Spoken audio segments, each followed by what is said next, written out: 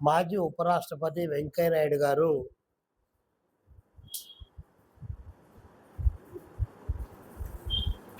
మహిళలకు ఉచిత బస్సు ఎందుకు అని చెప్పేసి ఆయన ఒక కామెంటు పాస్ చేశాడు.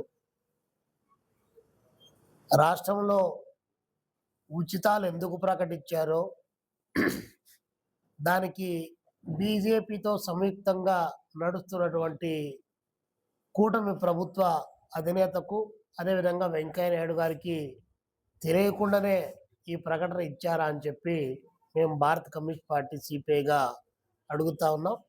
నిజంగా ఆర్థిక వ్యవస్థ చిన్నాభిన్నం అవుతా ఉంది కాబట్టి మహిళలకు ఉచిత బస్సు అన్నటువంటి దాన్ని చంద్రబాబు నాయుడు గారు ఎత్తేయాలనేటువంటి కుట్రలో భాగంగా ఇలాంటి ప్రకటనలు పెద్దవాళ్ళతో ఇప్పించడం చాలా సంవత్సరాల కాలంగా చంద్రబాబు నాయుడు గారికి వెన్నతో పెట్టినటువంటి విద్య.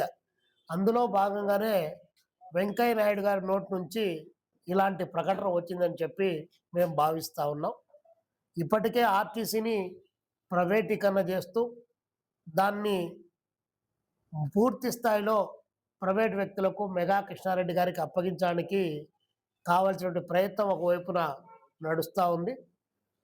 ఈ నేపథ్యంలో వెంకయ్య నాయుడు గారి యొక్క స్టేట్మెంటు మరింత ప్రాధాన్యతను సంతరించుకుంది. మేము వెంకయ్య నాయుడు గారిని అడుగుతా ఉన్నాం, మహిళలకు ఉచిత బస్సు వద్దు, రైతులకు అప్పులు రద్దు చేయడానికి వీలు లేదు, నిరుద్యోగులకు నిరుద్యోగ భృతి వద్దు, అదేవిధంగా డిసేబుల్డ్ వారికి పెన్షన్లు వద్దు.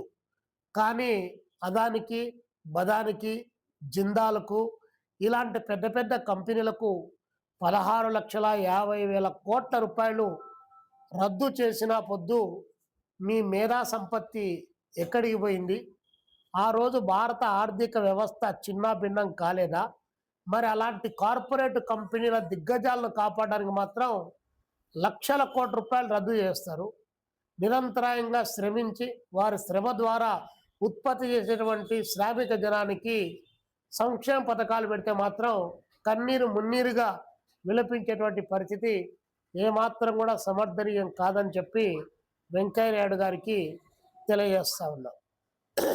ఈ నేపథ్యంలో భారత కమ్యూనిస్ట్ పార్టీ సిపిఐ ఆధ్వర్యంలో రేపు సెప్టెంబర్ 1వ తారీఖు బదలావో జరూరీ హై అని చెప్పి మార్పు కావాలి, మార్పు రావాలి, ప్రజలు మార్పు కోరుకోవాలన్నటువంటి పేరుతో కమ్యూనిస్టు పార్టీ ఆగస్టు మాసం అంతా కూడా పెద్ద ఎత్తున ప్రజల్లోకి దేశవ్యాప్తంగా ప్రచార క్యాంపెయిన్ ఒకటి శ్రీకారం చుట్టింది.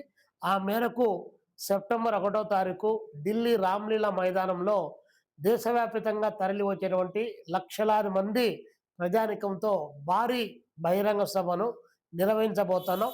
ఆ బహిరంగ సభ ద్వారా రానున్నటువంటి కాలంలో ఒక ప్రజా యుద్ధానికి సిపిఐ నాయకత్వం పిలుపునివ్వబోతా ఉంది.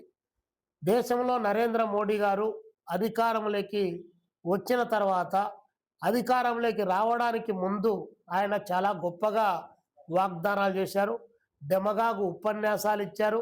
దేశ ఆర్థిక వ్యవస్థను చాలా అగ్రభాగాన తీసుకెళ్తాం, 5వ ప్రపంచ ఆర్థిక వ్యవస్థగా తీర్చిదిద్దామని చెప్పేసి గొప్పగా ప్రకటించారు. నిన్నటి మనం చూసినటువంటి దాంట్లో భారతదేశం యొక్క రూపాయి చివరికి పాకిస్తాన్ రూపాయి కంటే కూడా, అంటే మన భారతదేశంలో ఉన్నటువంటి ఎన్డీఏ పాలక వర్గానికి, ముఖ్యంగా నరేంద్ర మోడీ గారికి, అమిత్ షా గారికి, నిర్మలా సీతారామన్ గారికి పాకిస్తాన్ అంటే విపరీతమైనట్టు మక్కువ. ఆ పేరు చెప్పకపోతే వీళ్ళకి ఇక్కడ ఢిల్లీలో నిద్ర రాదు. అలాంటి పాకిస్తాన్ రూపాయి కంటే కూడా ఇండియా రూపాయి పడిపోయిందంటే మరి పాలక వర్గాలు సిగ్గుతో తలదించుకోవాల్సినటువంటి పరిస్థితి ఒకవైపున కొనసాగుతుంది. కాబట్టి రూపాయి విలువ పడిపోయింది.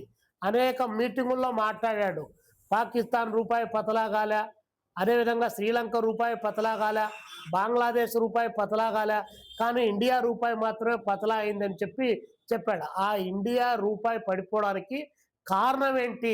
మీ పాలక వర్గాలు అవలంబించేటువంటి ఆర్థిక విధానాలు కాదా, విదేశాంగ విధానాలు కాదా, విదేశాల నుండి దిగుమతి చేసుకునేటువంటి వస్తువులపైన విపరీతమైనటువంటి అమెరికా ఆంక్షలకు తలవొగ్గి ఆ నిబంధనలు సడలించుకోవడం ద్వారా ఇక్కడ రూపాయి పతనం కావడం లేదా? కాబట్టి ఇవన్నీ చెప్పకుండా కేవలం డెమగాగు ఉపన్యాసాల ద్వారా నరేంద్ర మోడీ గారు చెప్తారు. జాతికేమో పొదుపు పాటించమని చెప్తా ఉన్నారు. కానీ జాతికి పొదుపు పాటించమని చెప్తున్నటువంటి ప్రధానమంత్రి గారు ఒక్క రూపాయి కూడా పొదుపు పాటించడంలా. కోటాను కోట్ల రూపాయలు డబ్బులు నీళ్ల కంటే పలచదనంగా ఖర్చు పెట్టి ప్రజలపైన భారాలు మోపుతా ఉన్నాడు. మీరు తినే తిండి, వాడేటువంటి నూనె, కట్టేటువంటి బట్ట, పెట్టుకునే బంగారం అన్నీ తగ్గించమని చెప్పాడు. కానీ ఆయన ఏ ఒక్కటి కూడా ఆయన చేసేటువంటి పరిస్థితి ఏమాత్రం కూడా లేకుండా పోతుంది. కాబట్టి ఈ నేపథ్యంలో మేము నరేంద్ర మోడీ గారి పరిపాలన ఏమాత్రం కూడా ఆర్థిక వ్యవస్థను చిన్నాభిన్నం చేశాడు. నిరుద్యోగ సమస్య విపరీతంగా పెరిగిపోయింది. ఏడాదికి 2 కోట్ల ఉద్యోగాలు అన్నాడు. 24 కోట్ల మందికి ఉద్యోగాలు రావాలి, ఉపాధి అవకాశాలు రావాలి. ఆ 24 కోట్ల ఉద్యోగాలు రాలేదు.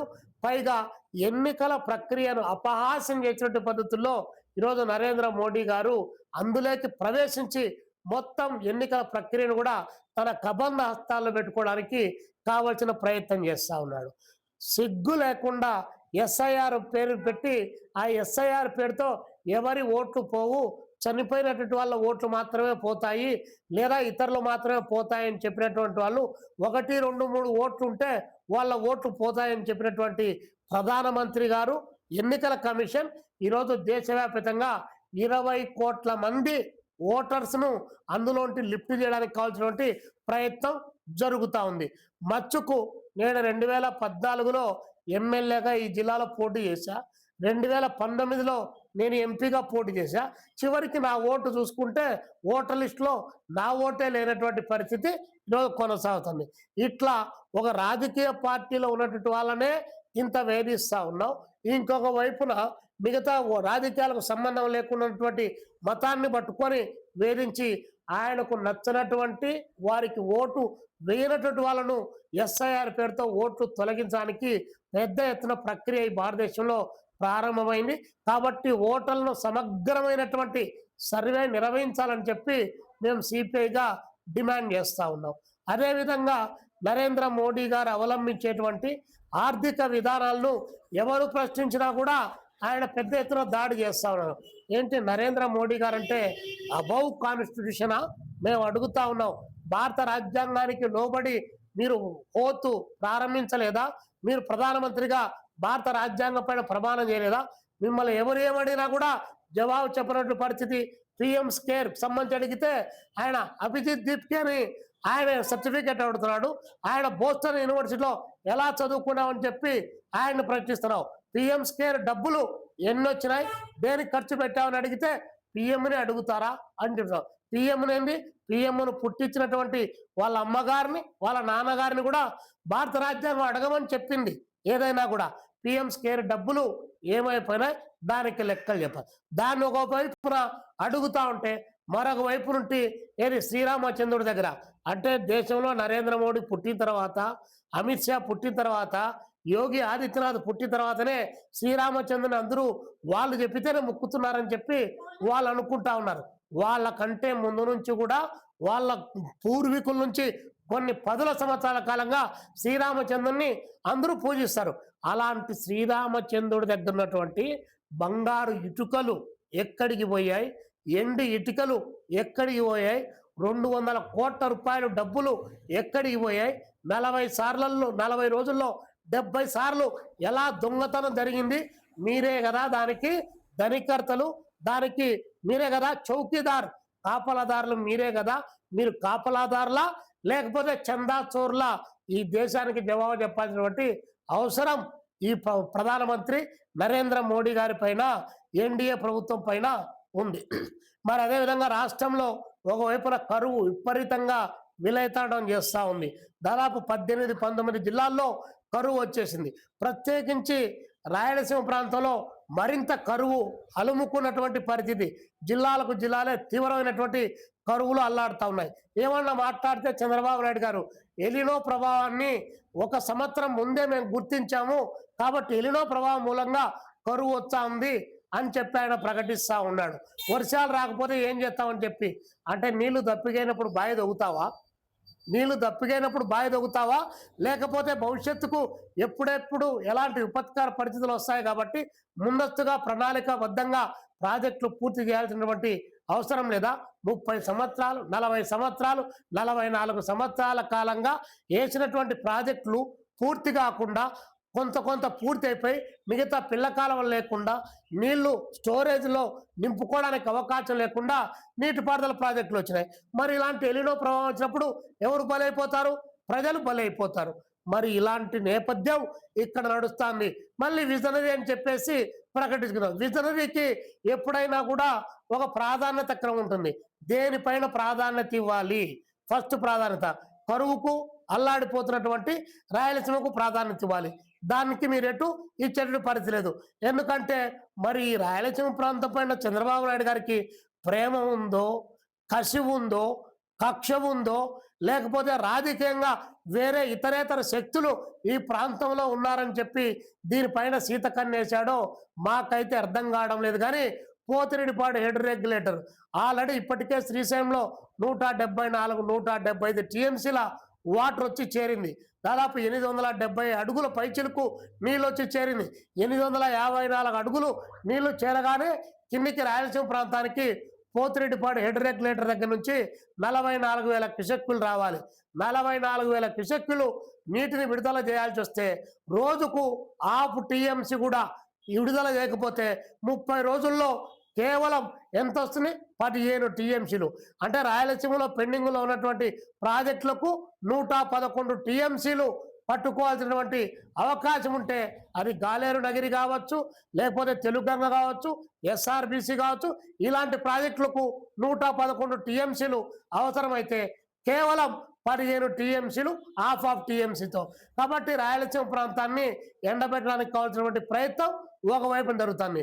అక్కడ ఉన్నటువంటి రాయలసీమ ఎత్తిపోతల పథకం ఇక్కడికి వచ్చినప్పటికీ అన్ని సిడబ్ల్యూసి పర్మిషన్ ఉంది, లేకపోతే సెంట్రల్ అక్కడటువంటి వాటర్ కమిషన్ పర్మిషన్ ఇచ్చిందా లేదా అన్ని డిమాండ్ చేసి అన్ని ఉన్నాయని చెప్పేసి మాట్లాడేటువంటి పాలక వర్గానికి ఇక్కడ రాయలసీమ ఎత్తిపోతల పథకాన్ని ఒకదాన్ని దాదాపు 95% పూర్తయినటువంటి ప్రాజెక్టును మీరు అధికారంలోకి రాగానే మొత్తం దాన్ని ఎత్తేశారు. అదేదో పూర్తి అంటే రోజుకు 4 టీఎంసీలు వాటర్ రాయలసీమ ప్రాంతానికి వచ్చిండేది. ఈ కరువుకు ఇబ్బంది పడకుండా ప్రజలు ఆదుకోవడానికి ఒక అవకాశం వచ్చినది.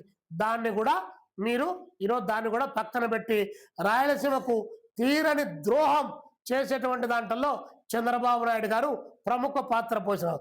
అన్నిటికీ ఉట్టికెగరలేనమ్మా, స్వర్గానికి నిత్యం లేచినట్టు అన్నిటికీ పెద్ద 90,000 కోట్లు, 1,10,000 కోట్లు అన్ని ఇలాంటి ప్రాజెక్టులన్నీ రూపకల్పన చేస్తున్నారు.